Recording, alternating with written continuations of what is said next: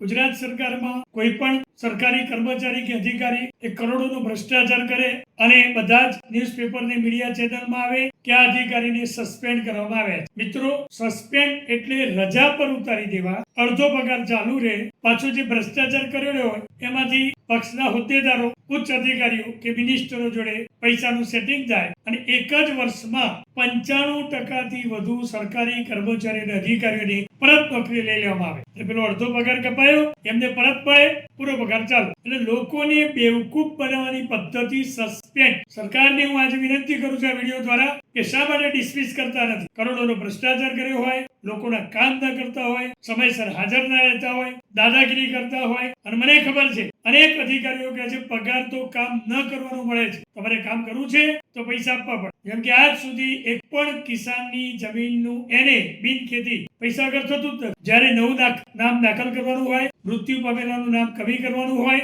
ખેડૂત ખરાઈનો દાખલો કરવાનો હોય કે જમીન વેચાણમાં નવી નોંધ પડવાની હોય, આ એક પણ કામ પૈસા વગર કોઈનું થતું જ નથી. અને રેવન્યુ મિનિસ્ટર પાછા આપણા મુખ્યમંત્રી ભૂપેન્દ્રભાઈ પટેલ, આપ ધ્યાન રાખો, આપના નેજા હેઠળ કોઈ કામ ભ્રષ્ટાચાર વગર થતા જ નથી. હવે મુખ્ય મુદ્દો છે શા માટે ડિસમિસ કરતા. ડિસમિસ એટલે પાણીચું આપવું, એમને નોકરી લઈ લેવી, પગાર બંધ થાય. દરેક બાબતમાં ભ્રષ્ટાચાર. હજારો કર્મચારીઓ અને અધિકારીઓ સસ્પેન્ડ થાય, ડિસમિસ કેમ નથી થતા? અને સસ્પેન્ડ થાય તો કરોડોનો ભ્રષ્ટાચાર કર્યો એમને કોઈ વર્ષમાં ફરીથી પાછા નોકરી પર કેમ લો? આ મહત્વનો મુદ્દો છે.